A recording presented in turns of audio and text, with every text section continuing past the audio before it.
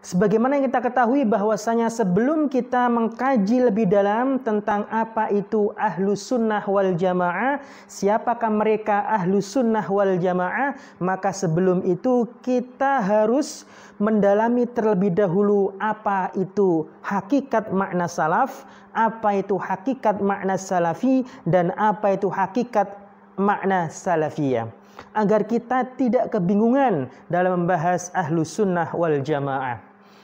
Nah, mafhumus salafiyah, pengertian dari salafiyah itu sendiri. Di kalangan para ulama, kata salafiyah ini diartikan secara garis besar, bisa diartikan menjadi dua arti. Arti yang pertama adalah marhalatun zamaniyatun mubarakatun yajibu alaina ittiba'u manhajihim. Yang artinya, arti salafiyah yang pertama adalah marhalatun zamaniyah, fase perjalanan satu masa, fase perjalanan satu zaman, mubarakatun yang penuh dengan berkah, yajibu alaina ittiba'u manhajihim, yang mana kita diwajibkan oleh Allah dan Rasulnya untuk mengikuti manhaj mereka. Apa itu manhaj? Dalam video sebelumnya telah kami bahas apa itu manhaj. Secara simpel, manhaj adalah paradigma pemikiran atau kerangka berpikir dalam memahami dan mengamalkan Al-Quran dan Sunnah sesuai dengan yang digariskan oleh Allah dan Rasulnya. Itulah yang disebut dengan manhaj.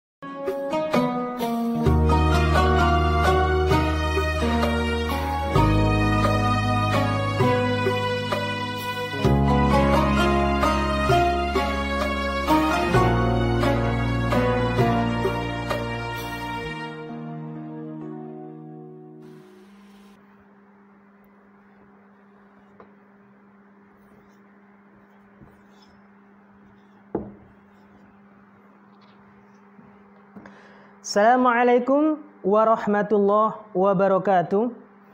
Kaum muslimin dan kaum muslimat dimanapun Anda berada, para penonton Al-Basra TV rahimani wa rahimakumullahu jami'an. Pada video sebelumnya telah kami bahas apa itu makna kalimat salaf dan apa itu makna kalimat salafi. Jadi ada istilah salaf, ada istilah salafi, dan pada kesempatan kali ini kami akan membahas istilah salafiyah. Jadi ada salaf, ada salafi, dan ada salafiyah. Sebagaimana yang kita ketahui bahwasanya sebelum kita mengkaji lebih dalam tentang apa itu Ahlus Sunnah wal Jamaah, siapakah mereka Ahlus Sunnah wal Jamaah, maka sebelum itu kita harus mendalami terlebih dahulu apa itu hakikat makna salaf, apa itu hakikat makna salafi, dan apa itu hakikat makna salafiyah, agar kita tidak kebingungan dalam membahas Ahlus Sunnah wal Jamaah. Nah, mafhumus salafiyah, pengertian dari salafiyah itu sendiri. Di kalangan para ulama, kata salafiyah ini diartikan secara garis besar, bisa diartikan menjadi dua arti. Arti yang pertama adalah marhalatun zamaniyatun mubarakatun yajibu alaina ittiba'u manhajihim. Yang artinya, arti salafiyah yang pertama adalah marhalatun zamaniyah, fase perjalanan satu masa, fase perjalanan satu zaman, mubarakatun yang penuh dengan berkah, yajibu alaina ittiba'u manhajihim, yang mana kita diwajibkan oleh Allah dan Rasulnya untuk mengikuti manhaj mereka. Apa itu manhaj? Dalam video sebelumnya telah kami bahas apa itu manhaj. Secara simpel, manhaj adalah paradigma pemikiran atau kerangka berpikir dalam memahami dan mengamalkan Al-Quran dan Sunnah sesuai dengan yang digariskan oleh Allah dan Rasulnya. Itulah yang disebut dengan manhaj. Jadi makna salaf yang pertama adalah merupakan satu fase yang penuh berkah, yang mana pada fase itu dihuni oleh para sahabat, oleh para tabi'un, dan oleh para tabi'ut tabi'in, yaitu para sahabat, tabi'un pengikut para sahabat, dan tabi'ut tabi'in pengikut para tabi'in. Hal ini sebagaimana yang hadis yang diriwayatkan oleh Imam Bukhari dan Muslim dari riwayat Abdullah bin Mas'ud, Rasulullah Muhammad sallallahu alaihi wasallam bersabda, khairun nasi qarni, wa fi riwayatin ukhra khairul quruni qarni, thumma alladhina yalunahum, thumma alladhina yalunahum. Sebaik-baik manusia, sebaik-baik masa adalah masaku, kata Nabi Muhammad sallallahu alaihi wasallam. Tsummal ladzina yalunahum, kemudian masa setelahnya siapakah mereka, yaitu para tabi'un. Tsummal ladzina yalunahum, kemudian setelahnya yaitu para tabi'ut tabi'in. Itulah masa salaf yang penuh berkah dan merupakan fase-fase emas dari umat Muhammad sallallahu alaihi wasallam. Oleh karena itu kita diwajibkan untuk mengikuti mereka. Karena kalau kita tidak mengikuti manhaj mereka dalam memahami Al-Quran dan Sunnah, maka kita pasti menjadi orang yang tersesat dari jalan yang telah digariskan oleh Allah dan Rasul-Nya. Hal ini sebagaimana sabda Rasulullah Muhammad sallallahu alaihi wasallam yang mengatakan bahwasanya umatku nanti wa sataftariku ummati ala 73 firqatan. Umatku nanti akan terpecah belah menjadi 73 golongan. Ya kan? Kulluhum finnar illa millatan wahida. Semua akan masuk ke dalam neraka kecuali satu golongan saja. Nah, itulah disebut dengan orang-orang satu golongan yang selamat tadi adalah mereka kaum salaf, yaitu orang-orang yang mana mereka itu mengikuti dalam memahami dan mengamalkan Al-Quran dan Sunnah, mengikuti kaum salaf, yakni para sahabat, para tabi'un, dan para tabi'ut tabi'in. Adapun arti salafiyah yang kedua adalah salafiyah yang mana salafiyah itu sendiri menjadi sifat dari satu harokiyah, dari satu madhabiyah, dari satu hizbiyah, atau menjadi satu firqiyah. Jadi yang kedua itu salafiyah dijadikan sifat dari satu gerakan tertentu, harokah, atau dari satu madhab tertentu, atau dari hizib atau golongan tertentu, atau dari firqah atau kelompok tertentu. Apabila salafiyah yang dimaksudkan adalah menjadi sifat dari satu gerakan, madhab, golongan, atau kelompok tertentu, maka dalam hal ini salafiyah bisa berarti dua macam. Yang pertama adalah salafiyatun jamadat ala kulli ma qalahul aqdamun bi'tibari annahu laisa bil imkan abda'a mimma kana. Yang pertama adalah golongan atau kelompok yang mengaku salafiyah. Yang pertama adalah golongan yang mana dia itu jumud, stagnan, ya kan? Terhadap segala sesuatu yang dikatakan oleh para pendahulunya dengan dalih bahwasanya mereka tidak bisa untuk mewujudkan atau membuat hal baru. Ya kan? Jadi golongan salafiyah yang pertama ini adalah golongan salafiyah yang mana mereka tidak bisa membedakan antara sarana atau wasilah yang senantiasa berkembang menurut tuntutan zaman dan di antara hadaf atau tujuan yang tidak boleh dirubah-rubah. Hum la yaqdiruna 'ala tafriq bainal wasail al-mutaghayyirah wal hadaf ats-tsabit. Mereka, golongan salafiyah yang pertama ini, mereka tidak bisa membedakan antara wasilah atau perantara yang senantiasa menuntut untuk berubah, ya kan? Tergantung situasi dan kondisi dan tuntutan zaman yang kita alami. Dan mereka itu senantiasa mengikuti apa yang dilakukan oleh nenek moyang mereka. Ini adalah termasuk golongan salafiyah yang pertama. Nah, golongan salafi yang pertama ini tentu tidak dibenarkan karena mereka tidak bisa membedakan antara ma huwa salaf wa ma huwal jumud. Apa itu salaf dan apa itu jumud atau stagnan. Ya kan, mereka nggak bisa membedakan itu semua. Karena sesungguhnya mengikuti kaum salaf, yakni para sahabat, para tabi'un dan para tabi'ut tabi'in, itu tidak harus mengikuti persis seperti apa yang mereka lakukan. Nggak seperti itu. Tapi yang penting hadaf atau tujuannya sama. Masalah sarana, wasilah kita bisa berubah-ubah. Contoh kecil misalnya, ketika seseorang ya kan, itu ingin membersihkan gigi. Alat tercanggih untuk membersihkan gigi pada zaman Rasulullah Muhammad SAW adalah siwak, kayu arok, ya kan? Tapi sekarang menggunakan pasta gigi dan odol. Nah, bagi orang yang jumud, yang stagnan pola pikirnya, maka mereka nggak mau menggunakan sikat gigi dan odol. Jadi ini adalah sangat kacau sekali. Haji juga demikian. Tujuan utama haji adalah beribadah di Baitullah. Adapun sarananya, ya kan, menggunakan apa transportasinya, itu tentunya mengikuti tuntutan zaman. Ketika makan, Rasulullah pun menggunakan tangan. Tapi sekarang, ya kan, bagi orang salafiyah yang jumud ini, maka mereka tidak mau menggunakan sendok, tapi menggunakan tangan dengan dalih karena Nabi Muhammad menggunakan tangan. Nah, seperti itu. Nah, jadi orang-orang salafiyah yang pertama ini adalah salafiyah yang jumud. Mereka tidak bisa membedakan apa hakikat mengikuti ulama salaf sesungguhnya. Kemudian yang kedua adalah salafiyah yang mana mereka itu tusammi nafsaha biha wa tu'abbiru nafsaha bitabi'is salafi haqiqatan ma'a annaha akhadhat ba'dhan minas salaf wa taraka ba'dhan akhar. Jadi makna salafiyah yang kedua, ya kan, mereka adalah satu gerakan, satu kelompok, atau bahkan bisa dikatakan satu madhab, yang mana mereka itu menamai dirinya sebagai kelompok salafiyah. Kami adalah kelompok salafiyah, karena kami adalah orang-orang yang mengikuti ulama salaf, seperti itu.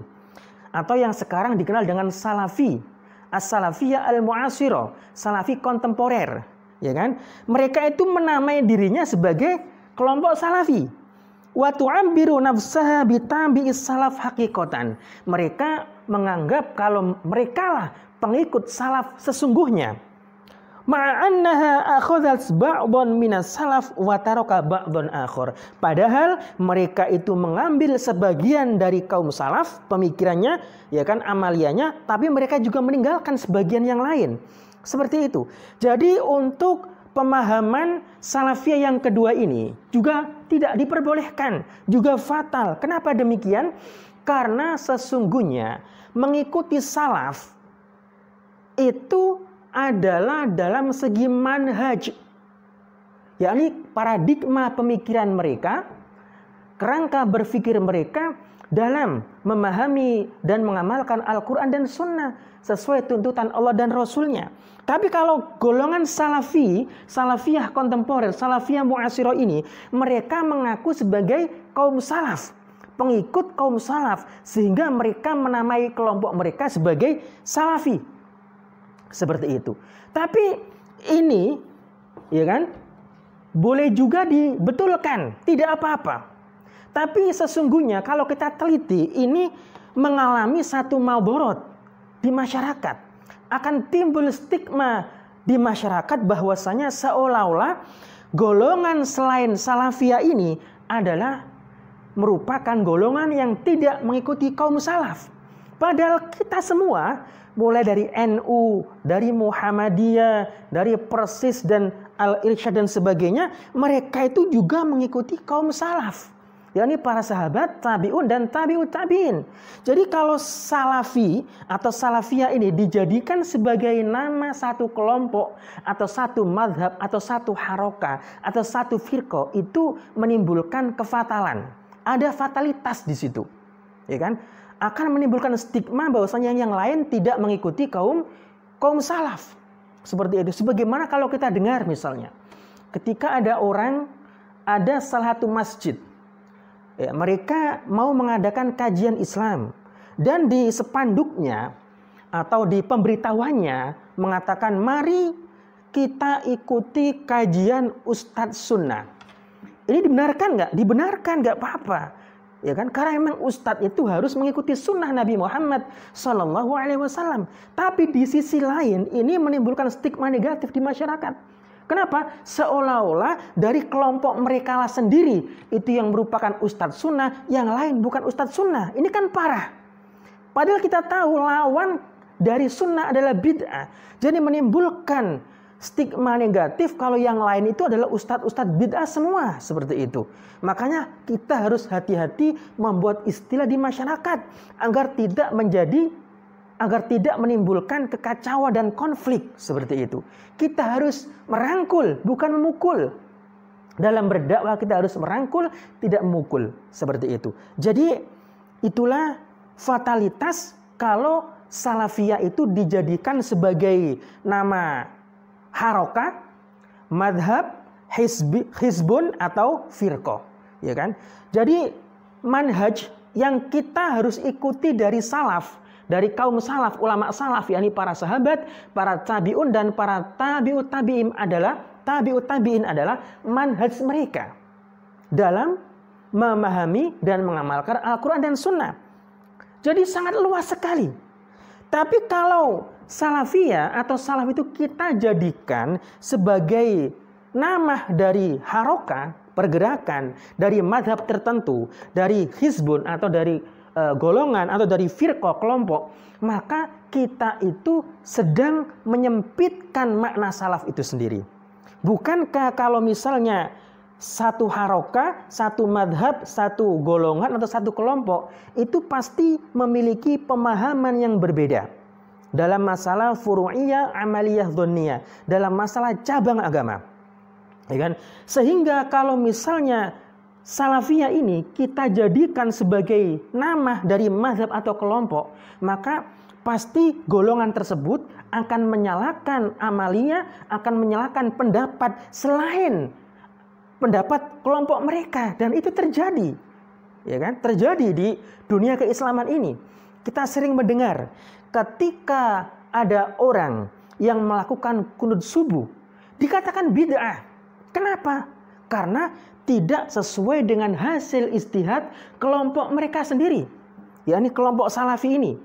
Ketika orang itu melakukan PHBI, peringatan Hari Besar Islam, yakni Isra Mi'raj, 1 Muharram, Maulid Nabi dan sebagainya, dikatakan bid'ah karena tidak sesuai dengan hasil ijtihad kelompok mereka. Berarti kelompok yang mengatakan bid'ah tadi sesungguhnya mereka itu tidak bermanhaj salaf, tapi mereka bermadhab salaf. Kenapa? Karena kalau mereka itu bermanhaj salaf, tentu mereka nggak akan mudah untuk membid'ahkan atau bahkan memusyrikkan orang lain. Tapi karena mereka itu bermadhab atau berkelompokkan salaf atau salafiyah, maka selain pendapat yang tidak berasal dari kelompok atau madhabnya, dia katakan bid'ah atau bahkan dimusyrik-musyrikkan. Itulah fatalitas kalau salaf atau salafiyah itu dikatakan sebagai madhab atau dikatakan sebagai kelompok, gerakan dan sebagainya. Kemudian pasti di antara kelompok orang-orang salafi pasti akan membantah. Saudara kita dari kelompok salafi pasti akan membantah. Tidak, kami tidak menjadikan salaf atau salafiyah itu sebagai madhab atau kelompok, tidak. Tapi justru kami menjadikan salaf atau salafiyah sebagai manhaj, paradigma pemikiran untuk mengamalkan dan memahami Al-Quran dan Sunnah. Tapi sesungguhnya pernyataan mereka itu yang mengatakan kalau mereka itu tidak menjadikan salaf atau salafiyah sebagai madhab atau kelompok, itu tidak berbanding lurus dengan perbuatan yang mereka lakukan. Bukankah selama ini mereka bikin resah masyarakat kita ketika kita merayakan PHBI, peringatan Hari Besar Islam, mereka mengatakan bid'ah. Ketika kita mencium mushaf, dia katakan bid'ah, ya kan? Ketika kita menjalankan qunut subuh, dikatakan bid'ah. Dan demikian seterusnya. Kenapa? Berarti mereka itu sangat-sangat sempit dalam memahami makna salaf itu sendiri. Karena mereka memang menjadikan salaf itu sebagai madhab atau kelompok tertentu, bukan sebagai manhaj. Kalau seandainya salaf atau salafiyah itu dijadikan sebagai manhaj, maka tentu pemikiran mereka itu semakin luas. Karena semua orang, ya kan, semua kelompok, semua pergerakan dalam Islam, semua mazhab dalam Islam, ya kan, selagi mereka menjadikan Al-Quran dan Sunnah sebagai pedoman atau sumber hukum dan memahami serta mengamalkannya sesuai dengan apa yang digariskan oleh Rasulullah Muhammad SAW, ini dengan apa? Dengan teori usul fikih, dengan teori lughah yang ada, nahwu, shorof, balagha, usul fikih, qawaid fikih, ulumul Quran, ulumul hadis, itu adalah merupakan piranti-piranti yang telah digariskan oleh Rasulullah dan para sahabatnya. Kalau kita memahami dan mengamalkan Al-Quran dan Sunnah lewat itu semua, maka tentunya kita adalah mengikuti kaum salaf, yakni para sahabat, para tabi'un dan para tabi'ut tabi'in. Meskipun hasil ijtihad kita berbeda. Kita ambil contoh misalnya. Misalnya masalah qunut subuh. Dalam mazhab Syafi'i dikatakan sebagai sunnah. Ya, sunnah. Bahkan sunnah abad. Kalau ditinggalkan maka disunahkan untuk sujud sahwi. Tapi di mazhab yang lain, ya kan, kaum salafi ini mengatakan tidak. Kaum salafi mengatakan bid'ah, bahkan mengatakan bid'ah. Seperti itu. Kenapa kaum salafi mengatakan bid'ah? Ya kan? Karena secara simpel mereka itu menjadikan salaf ini sebagai madhab atau sebagai kelompok, bukan sebagai manhaj.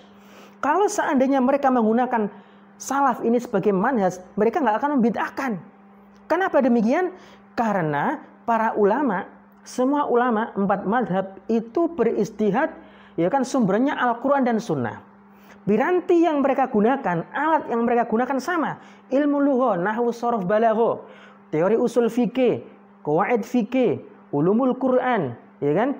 Kemudian ulumul hadis dan sebagainya. Kemudian mereka menggunakannya untuk mengistimbatkan, menyimpulkan hukum dari Quran dan Sunnah. Dan yang satu mengatakan kalau qunut subuh itu adalah hukumnya sunnah abad, dan yang satu lagi tidak mengatakan sunnah, ya kan? Kalau kita menggunakan manhaj salaf, kita akan santai-santai saja. Ya udah, kamu sudah beristihad menggunakan piranti yang telah digariskan oleh Allah dan Rasulnya. Ini apa? Ilmu lughah, ilmu usul fikih, qawaid fikih, ulumul Quran, ulumul hadis, maka nggak apa-apa. Yang penting hasil ijtihad itu bisa dipertanggungjawabkan dan dilakukan oleh orang yang berkompeten, seperti itu. Jadi sesungguhnya kaum salaf itu bersatu. Mereka bersatu, ya kan? Mereka sepakat untuk berbeda pendapat dalam masalah-masalah furu'iyah, amaliyah, dhonniyah, dalam masalah cabang agama, dan mereka juga sepakat untuk bersatu untuk sama pendapatnya dalam masalah usul, dalam masalah prinsip-prinsip agama. Demikian itu adalah makna dari salafiyah. Ada 2 makna. Yang pertama diartikan sebagai perjalanan satu masa yang penuh berkah, yang di dalamnya hidup para sahabat, para tabi'un dan para tabi'ut tabi'in, kita wajib mengikuti mereka. Dan kedua adalah salafiyah diartikan sebagai kelompok atau madhab, dan itu dibagi 2. Yang pertama adalah golongan konservatif, golongan yang kolot, yang jumud, yang dalam memahami Quran dan Sunnah mereka ikut salaf, tapi mereka tidak bisa membedakan antara mana wasilah dan mana hadaf, mana alat dan mana tujuan. Kemudian yang kedua adalah salafiyah, yang mana mereka itu menjadikan salaf atau salafiyah sebagai madhab atau sebagai firqah atau sebagai kelompok, dan itu juga tidak dibenarkan dalam Islam ini. Yang dibenarkan adalah kita harus menjadikan salaf sebagai manhaj, sebagai paradigma pemikiran kita, bagaimana kita menghadapi zaman yang terus berubah, sehingga kita itu tidak menjadi orang yang suka menyalahkan orang lain atau menjadi orang yang konservatif. Yang salafiyah yang pertama ini, yang jumud, yang kolot, dia itu adalah konservatif. Fatalitasnya dalam mereka konservatif.